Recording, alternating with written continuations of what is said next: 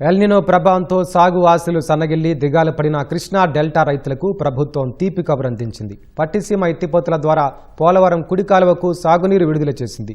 జలవనరుల శాఖ మంత్రి నిమ్మల రామానాయుడు పట్టిసీమ వద్ద పూజలు చేసి పంపులు ఆన్ చేశారు. గోదావరికి ఎగువ నుంచి వస్తున్న నీరు సముద్రంలోకి వెళ్లకుండా పట్టిసీమ ద్వారా కృష్ణా డెల్టాకు తరలిస్తున్నామని నిమ్మల చెప్పారు. కృష్ణా డెల్టా రైతులు ఆరుతడి పంటకు ప్రాధాన్యం ఇవ్వాలని సూచించారు.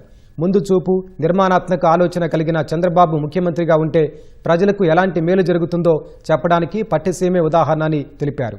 విధ్వంసపు ఆలోచనలున్న జగన్ పట్టిసీమ వైపు కన్నెత్తి చూడలేదని నిమ్మల దుయ్యబట్టారు.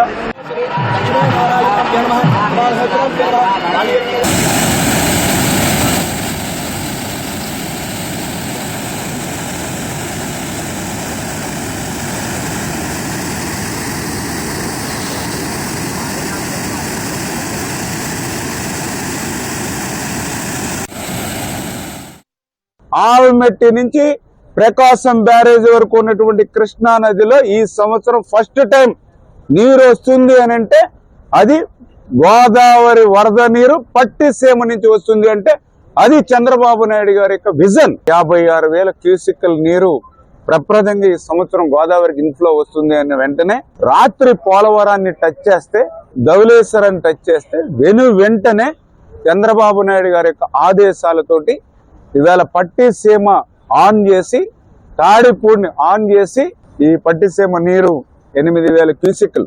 ఎందుకంటే ఇప్పుడే మేము పులిచింతల నుంచి నీరు తీసుకుంటూ ఉన్నాం. రోజు ఒక 3,000 నుంచి 6,000 క్యూసిక్ల వరకు.